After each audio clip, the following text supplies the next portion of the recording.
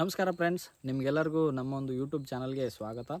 ಇವತ್ತಿನ ಈ ಒಂದು ವಿಡಿಯೋದಲ್ಲಿ ನಾವು ಹೇಗೆ 2 ಫೇಸ್ ಕರೆಂಟ್ನಲ್ಲಿ 3 ಫೇಸ್ ಮೋಟ್ರನ್ನ ಅಥವಾ ಬೋರ್ವೆಲ್ ಮೋಟ್ರನ್ನ ಸಿಂಗಲ್ ಇದ್ದಾಗ ಯಾವ ರೀತಿಯಾಗಿ ನಾವು ಸ್ಟಾರ್ಟ್ ಮಾಡ್ತೀವಿ ಅಥವಾ ಹೇಗೆ ಮಾಡಬೇಕು, ಇದು ಮಾಡೋದು ಸರಿನಾ ತಪ್ಪಾ ಅನ್ನೋದನ್ನು ಈ ಒಂದು ವಿಡಿಯೋದಲ್ಲಿ ನಾವು ತಿಳ್ಕೊಳ್ಳೋಣ. ಬನ್ನಿ.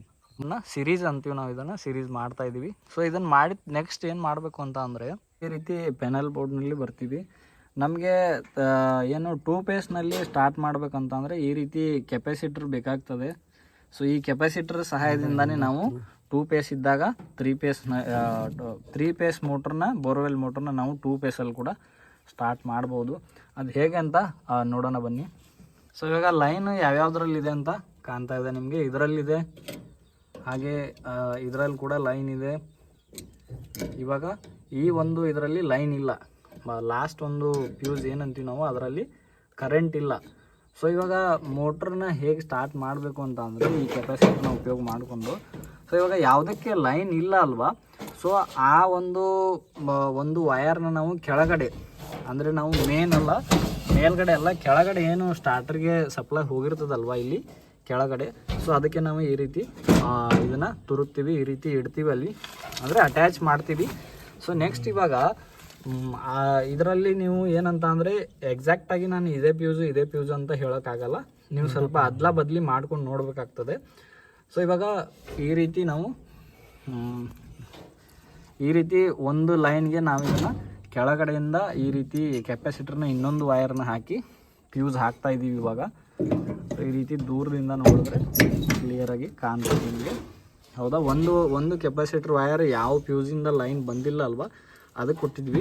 ಇನ್ನೊಂದು ಕೆಪಾಸಿಟರ್ನ ವಯರ್ ಈ ರೀತಿ ಇನ್ನೊಂದು ಫ್ಯೂಸ್ಗೆ ಕೊಡ್ತಾ ಇದ್ದೀವಿ ನಾವು. ಹಾಗೆ ಇನ್ನೊಂದು 3ನೇ ಫ್ಯೂಸ್ ಏನು ಬರ್ತದೆ ಅದನ್ನು ನಾವು ಆ್ಯಸ್ ಇಟ್ ಈಸ್ ಹೇಗಿದೆಯೋ ಹಾಗಿಲ್ಲಿ ನಾವು ಹಾಕ್ತಾ ಇದ್ದೀವಿ. ಸೊ ಇವಾಗ ಸ್ಟಾರ್ಟ್ ಮಾಡಿ ನೋಡಬೇಕು. ಇದರಲ್ಲಿ ನೀವು ಏನಂತ ಅಂದರೆ ಎರಡನ್ನೂ ಅದ್ಲ ಬದಲಿ ಮಾಡಿ ನೋಡ್ಬೇಕಾಗಿ ಬರ್ತದೆ. ಒಂದಂತೂ ಇದನ್ನಂತೂ ಫಿಕ್ಸ್, ನೀವು ಲೈನ್ ಯಾವುದಕ್ಕೆ ಇಲ್ಲ ಅಲ್ವಾ ಅದಕ್ಕೆ ಇಡಬೇಕಾಗ್ತದೆ. ಎರಡರಲ್ಲಿ ಏನಿದೆ ಅಲ್ವಾ, ಈ ಇನ್ನೊಂದು ಕೆಪಾಸಿಟರ್ ವಯರು, ಅದನ್ನು ನೀವು ಎಕ್ಸ್ಚೇಂಜ್ ಮಾಡಿ ನೋಡ್ಬೋದು. ಇದಾಗಿಯೂ ಸ್ಟಾರ್ಟ್ ಆಗಲಿಲ್ಲ ಅಂತ ಅಂದರೆ ಕೇಬಲ್ ಏನಿದಾವಲ್ವ ಇದನ್ನು ಉಲ್ಟಾ ಪಲ್ಟಿ ಮಾಡಿ ನೋಡ್ಬೇಕಾಗಿ ಬರ್ತದೆ. ನಾವು ರೆಡ್ ಇದ್ದಿದ್ದನ್ನು ಯೆಲ್ಲೋದಲ್ಲಿ ಹಾಕಬೇಕು, ಯೆಲ್ಲೋ ಇದ್ದಿದ್ದನ್ನು ರೆಡ್ಡಲ್ಲಿ ಹಾಕಬೇಕು. ಎರಡೂ ಸೈಡ್ ಮಾಡಬೇಕು. ಒಂದು ಸೈಡ್ ಮಾಡಿದ್ರೆ ಇದು ಮತ್ತೆ ನೀವು ಮೋಟರ್ ಸುಡ್ತದೆ. ಸೊ ಈ ರೀತಿಯಾಗಿ ಇವಾಗ ನಾವು ಸ್ಟಾರ್ಟ್ ಮಾಡಿ ನೋಡ್ತೀವಿ. ನೋಡ್ಬೋದು ನೀವು ಇಲ್ಲಿ ಕರೆಕ್ಟಾಗಿ ನಾವು ಯಾವ ರೀತಿ ಕೆಪಾಸಿಟರ್ನ ಜೋಡಿಸಿದ್ದೀವಿ. ಹಾಗೆ ಕೇಬಲ್ ಕೂಡ ನೋಡ್ಬೋದು. ಆ್ಯಮ್ಸ್ ಇಲ್ಲಿ 20 ತಗೊಂಡಿದೆ, ಕರೆಂಟು 400 ವೋಲ್ಟ್ ಮೇಲೆ ಇದೆ. ಸೊ ಸಿಂಗಲ್ ಇದು ಪೂರ್ತಿ ಪೆನಲ್ ಬೋರ್ಡ್ನ ತೋರಿಸ್ತಾ ಇದ್ದೀನಿ ನಾನು ಇವಾಗ.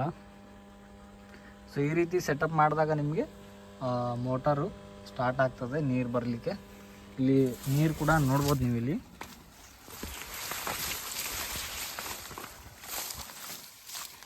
ಸೊ ಇದೇ ಬೋರಿಂದ ಇದು, ಇಲ್ಲಿ ನೋಡ್ಬೋದು ನೀವು.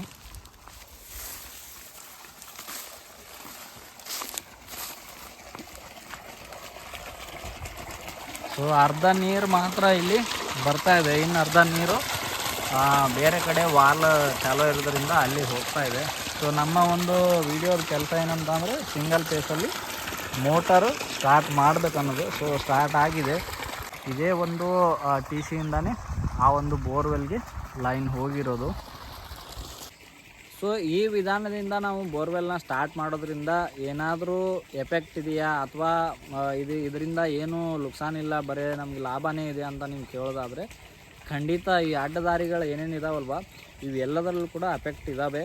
ಸೊ ಈ ರೀತಿ ಸ್ಟಾರ್ಟ್ ಮಾಡೋದ್ರಿಂದ ಕೂಡ ನಮ್ಮ ಮೋಟ್ರ್ ಮೇಲೆ ಹೊಡೆತ ಬೀಳ್ತದೆ. ಯಾಕಂದರೆ ಮೋಟ್ರ್ ಜಾಸ್ತಿ ಹೀಟ್ ಆಗ್ತದೆ. ಆಮೇಲೆ ಮೋಟ್ರ್ ವೈಂಡಿಂಗ್ ಏನಿದೆ ಅದು ಸುಟ್ಟೋಗೋ ಚಾನ್ಸಸ್ಸು ತುಂಬ ಇರ್ತದೆ. ಏನೋ ಎಮರ್ಜೆನ್ಸಿ ಇದೆ, ತುಂಬ ಬೇಸಿಗೆ ಕಾಲ, ಕರೆಂಟ್ ಜಾಸ್ತಿ 3 ಫೇಸ್ ಕೊಡ್ತಾ ಇಲ್ಲ, ಹೇಗೋ ಒಂದು ತಿಂಗಳ ಅಥವಾ ಒಂದು ವಾರ ಒಪ್ಪತ್ತಿಗೆ ನಾವು ಸ್ಟಾರ್ಟ್ ಮಾಡ್ತೀನಿ ಅನ್ನೋದಾದರೆ ಮಾಡಬಹುದು.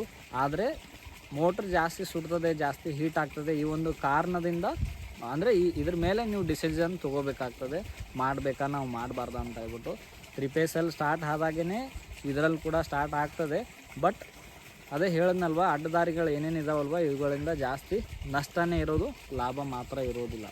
ಸೊ ಇದನ್ನೆಲ್ಲ ಮಾಡಬೇಕಾದ್ರೆ ತುಂಬ ಜಾಗರೂಕರಾಗಿರಬೇಕು. ಯಾಕಂದರೆ ಸುಮ್ಮನೆ ಹೋಗಿ ಕರೆಂಟಲ್ಲಿ ಕೈ ಹಾಕ್ಬಿಟ್ಟು ಏನಾದರೂ ಮಾಡಿಕೊಂಡ್ರೆ ಆಮೇಲೆ ಇನ್ನೊಂದು ನೀವು ಏನೋ ಮಾಡೋಕ್ಕೆ ಹೋಗಿ ಇನ್ನೊಂದೇನೋ ಆಗಿ ಏನಾದರೂ ಅಪಾಯ ಘಟನೆಗಳಾದರೆ ಅದಕ್ಕೆ ನಾವು ಜವಾಬ್ದಾರರಲ್ಲ. ಯಾರಾದರೂ ಟೆಕ್ನಿಷಿಯನ್ನ ಇಟ್ಕೊಂಡು ನೀವು ಇದನ್ನು ಟೆಸ್ಟ್ ಮಾಡಿ ನೋಡ್ಬೋದು.